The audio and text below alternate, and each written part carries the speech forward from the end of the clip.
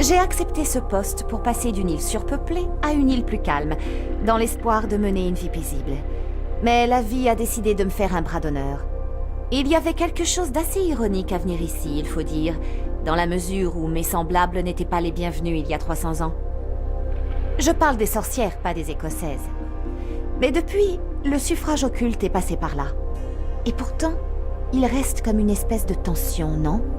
Elle est toujours là, elle s'accumule, et nous rapproche chaque jour un peu plus d'une crise merdique. Je suis une idéaliste. Je crois que c'est pour protéger les gens que nous sommes ce que nous sommes, pour les protéger de tout ça. Ils ont donc raison de nous craindre.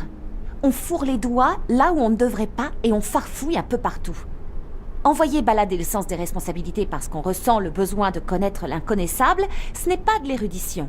C'est... je sais pas. Jouer au plus malin avec l'infini?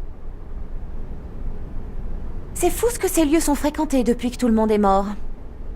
Vous et tous les autres, vous êtes plus là pour enquêter que pour jouer au sauveteur, non? Personnellement, je trouve que ces histoires de couleurs d'équipe, c'est vraiment nul. Alors j'espère qu'ici, on ne va pas commencer à se battre comme dans une foutue scène de Matrix. Ma famille fait partie des Templiers, et ça fait sacrément longtemps. La maison Usher. Eh oui, c'est très drôle. Ils ne m'ont pas renié quand j'ai dit que je ne voulais me rallier à l'armée de personne. Tout n'est que posture et complot. Ma cabale est plus puissante que la vôtre. Ça a plutôt bien marché pour nous jusqu'ici, non? Je ne suis pas venue pour les Illuminati, mais pour les enfants.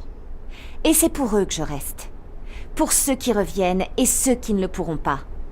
Pour Carter, qui révise pour devenir une des plus puissantes mages de la côte atlantique, alors qu'elle voudrait juste être une fille.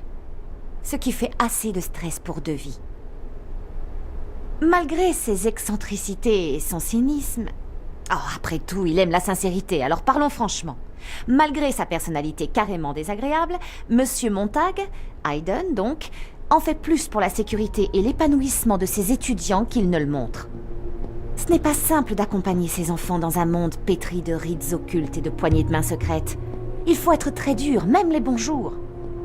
La compétition féroce pour désigner les meilleurs étudiants, les jalousies mesquines et les vieilles dettes de sang entre les établissements les plus éminents, sans compter les tentatives plus ou moins discrètes d'espionnage industriel. Tout ça est usant. Et puis, il y a les morts, bien sûr.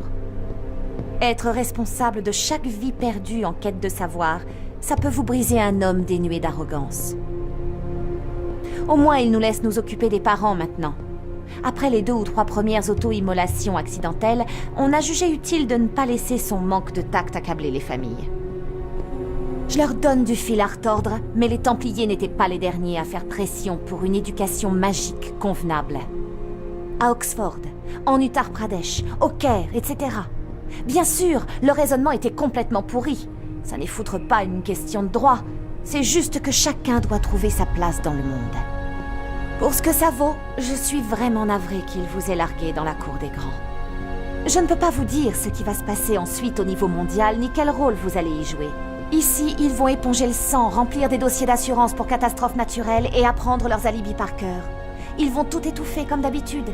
Si vous feuilletez le livre Guinness des catastrophes, vous aurez du mal à trouver quoi que ce soit dont nous ne soyons pas à l'origine. Mais ça dépasse les frontières de cette île. Pardon pour l'image, mais vous savez sûrement que les règles des filles en colocation finissent par se synchroniser. Eh bien, il se passe la même chose entre mes dons et la planète. Et toutes les deux, on se réveille tous les jours avec l'impression d'avoir bouffé du poisson pas frais dans la foulée d'une sacrée biture.